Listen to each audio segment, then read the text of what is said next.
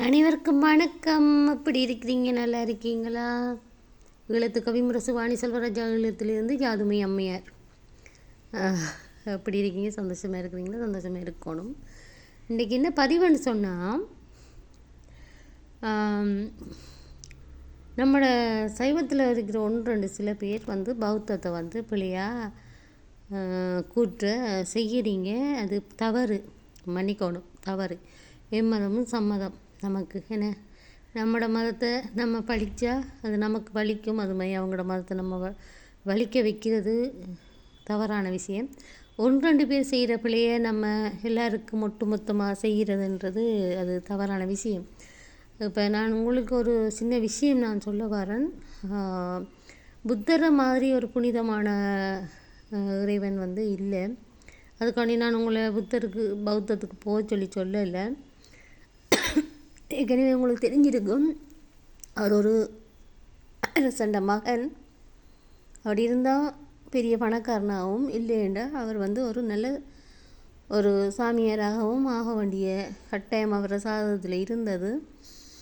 அதுக்கப்புறமா அவரை அரசனாகவே ஆக்கணும்னு தான் இப்போ தாய் தீவிரமாக முயற்சி செஞ்சு உங்களுக்கு தெரிஞ்சிருக்கும். அவருக்கண்டு அவர் போகிற வர வழிகளெல்லாம் ஏழைகள், கஷ்டப்பட்டாக்கள், வயது போனாக்கள் எல்லாம் காண்பிக்க மாட்டாங்க. ஏன்னா அவர் அதை கண்டாருண்டா அவர் துறவரம் போயிடுவார்ன்ற ஒரு இதுக்காக வேண்டியே குறிப்பிட்ட பக்கத்தாலேயே போய் குறிப்பிட்ட பக்கத்தாலே அவர் சந்தோஷமாக இருக்கணும். நாட்டு மக்கள் இப்படி தான் இருக்காங்க, நம்மளோட வாழ்க்கை இப்படி தான் இருக்கும் இந்த நேரம் உண்டு. அதை அப்படி கடைப்பிடிச்சி திரிக்கக்குள்ள அது ஒரு நாள் தேர் மாறுகைக்கு போய்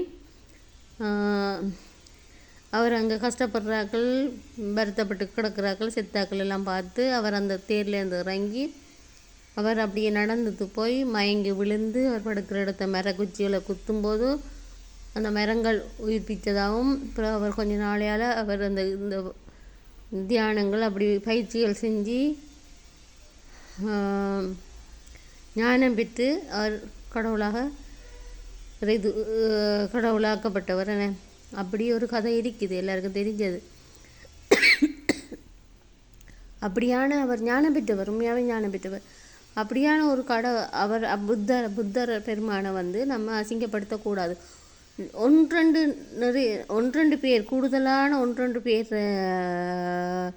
மூர்க்கத்தனம் இல்லாட்டி அவங்களோட நடவடிக்கை எந்த விதத்திலையும் சில ஆக்களோட நடவடிக்கை பிழை இருக்குது. அதுக்காக வேண்டி நல்லவங்களும் இருக்காங்க. அதுக்காண்டி ஒட்டுமொத்தமாக என்ன சொல்கிறது, ஒட்டுமொத்தமாக அதை பார்க்குறது பிள்ளை. அவங்க செய்கிறது ரெண்டு பேர் செய்கிறது பிள்ளை தான். நம்மளோட தமிழ் கலாச்சாரங்களை இடத்துல உடைச்சி அழிச்சி போட்டு அங்கே அவங்களோட விகாரையை கட்டுறது தவறு. நான் இல்லைன்னு சொல்லலை, ஈழத்தில் அப்படி நடக்கலைன்னு சொல்லலை. எங்கே சரி சைவ கோயில்கள் இருந்தால் அதை உடைச்சி போட்டு அங்கே அவங்களோட ஆக்கிரமிப்பை செய்கிறது பிழை. அது உண்மையாகவே பிழை தான், அதை நான் ஏற்றுக்கொள்கிறேன். கண்டிக்கக்கூடிய குற்றம் தான் அது. அது அவங்க சிந்திக்கணும். செய்யும்போது செய்கிறவங்க சிந்திக்கணும். இந்த வேலையை நம்மட மதத்தை அவங்க செஞ்சால், நம்மளோட மதத்துக்கு செஞ்சால் அது சரியா பிழையான்றதை அவங்க சிந்திக்கணும். அதை சிந்திக்கும் போது அவங்க மனுஷனை விட தெய்வ சக்தி அவங்க இப்போ நான் என்ன சொல்கிறது, அவங்க என்ன சொல்கிற அவங்க அந்த மதத்தை கடைப்பிடிக்கிற பிக்குவங்களாக இருக்குமென்று சொன்னால், அவங்க பிக்குவங்களாக இருப்பாங்கன்னு சொன்னால், பௌத்தத்தை பற்றி அவங்களுக்கு வரலாறு தெரியுமெண்டா, புத்தர கோட்பாடுகள், அவருடைய சொற்கள், அவருடைய வரலாறுகள், அவருடைய தன்மைகள், அவர்களுடைய குண இயல்புகளை பற்றி அவங்க படிச்சிருந்தாங்கன்னு சொன்னால், உண்மையாகவே புத்தர் தியானத்தையும் அன்பையும் மக்களோட இப்படி இருக்கணுமென்றையும் தான் அதை போதிச்சிருக்கிறார். தன்னை இன்னொரு மதத்தை அடித்து உடைச்சி அதில் தன்னை கொண்டு போய் இருக்க வச்சு பாதுகாக்க சொல்ல இல்லை. இன்னொரு விஷயம், நிறைய பழைய கோயில்கள் இருக்கும்போது தமிழர்கள் இருக்கிற இடத்துல அந்த விகாரைகளை கட்டி தொல்பொருள் என்ற பேரில் தொல்பொருள் ஆராய்ச்சியாளர்களும் இதுக்கு உடந்தையாக இருக்கிறாங்க. ஈழத்தில் தற்போது காலத்தில் நிறைய விஷயங்கள் நீங்கள் கேள்விப்பட்டிருப்பீங்க. கேள்விப்படாட்டி அதை தேடி பெற்றுக்கொள்ளுங்க. ஆக்கிரமிப்பு நடந்து கொண்டு இருக்குது. அதுக்கு நான் ஒரே ஒரு விட தான் சொல்லுவேன். ஒவ்வொருவரும் கை வைக்கும்போது ஒவ்வொரு அனர்த்தம் அழிவுகள் ஏற்படுதும். அது எங்கு எப்போது எப்படி என்று சொல்ல முடியாது. அதை நீங்கள் இனம் காணலாம். அதுகள் செய்யக்குள்ள நீங்கள் இனம் காணலாம். அதை நான் உங்களை அச்சுறுத்தப்படுத்தையும் சொல்ல இல்லை. என்ன காரணம்னு சொன்னால், நியாயமாக விகாரைகள் பழைய விகாரைகள் இருக்கிறத நீங்கள் புனரமைச்சு அதை பாதுகாத்து கொள்வது சிறப்பு. தமிழர்கள்ன்ற இடத்துல அங்கே வந்துட்டு சைவத்தை அழிச்சு என்ன அவங்க சைவம் தான் ஆதியில் இருந்தது என்றதை நீங்கள் நிரூபிக்கக்கூடாதுன்னு சொல்லி நூல் நிலையத்தை அழிச்சிங்க. சரி இந்த கோயில்களையும் அழிச்சிங்கன்னு சொன்னால் மேலே இருக்கிற கடவுள் உங்களை விடுவாரா? இல்லை புத்தர் உங்களை ஏற்றுக்கொள்வாரா? இல்லை தானே. அப்போ அதை நீங்கள் ஏற்றுக்கொள்கிறீங்க தானே. புத்தரை பற்றி நீங்கள் சரியான வரலாறு, அவருடைய போதனைகள், நீங்கள் அவருக்கான சீடர்களாக இருந்து விக்குவாக மாறி செய்தீங்களா இருந்தால், புத்தர் என்ன சொல்லியிருக்கிறார், அவர் என்ன செய்திருக்கிறார், நம்ம என்ன செய்து கொண்டிருக்கிறோம்ன்றதை நீங்கள் ஏற்றுக்கொள்வீங்களா இருந்தால், நீங்கள் செய்கிற சரியான்னு யோசிச்சிங்களா இருந்தால் அது பிள்ளைன்னு உங்களுக்கே தெரியும். இனிமேல் தயவு செய்து செய்ய மாட்டீங்க. இனிமேல் செய்யவும் வேணாம். சரியா? அது பௌத்தர்களுக்கு. அது அவங்களுக்கு நான் சொல்லிட்டேன். நான் உங்களுக்கு சொல்கிறேன். இப்போ அவங்க தான் அப்படி செஞ்சிட்டாங்கன்னு சொன்னால் நம்மளும் அதுக்கு புறம்பாக செய்யக்கூடாது. அதுக்கு நம்மளும் நிறைய நடவடிக்கை எடுத்திருக்கோம். அதுவும் பிழையாகி கொண்டு தான் போகுது. இப்போதைக்கு சகோதரர் இருக்கிறதால சாத்தியம் அவர் எல்லாரையும் உண்டா பார்க்குறதால என்ன நடந்தாலும் நம்ம போய் கோர்ட்ஸுக்கு வரமுன் பாதுகாக்கணும். இப்போ விகாரை கட்டுப்பட போகுதுன்னு சொன்னால் அந்த கல்லுகள் இறங்கும் போதே நம்ம அதை கவனித்து அதுக்கான இது சொல்லணும். அதெல்லாம் அன்றைய காலத்தில் அதிக பாதுகாப்பாக படையினர்களே அவங்களுக்கு வன்முறை செஞ்சவங்களாம். இப்போ அப்படி இல்லை. சகோதரர் வந்துட்டார். அவர் உண்மையாகவே மெச்சத்தக்க விஷயங்களை செய்து கொண்டிருக்கிறார். அப்போ அதன் போது மக்கள் எல்லோரும் ஒரு ஜாதி மதம் அப்படி எந்த பிரச்சனையும் இல்லாமல் நம்ம இருப்போம் என்ற ஒரு எண்ணத்துலேயும் தான் நான் இதை சொல்கிறேன்.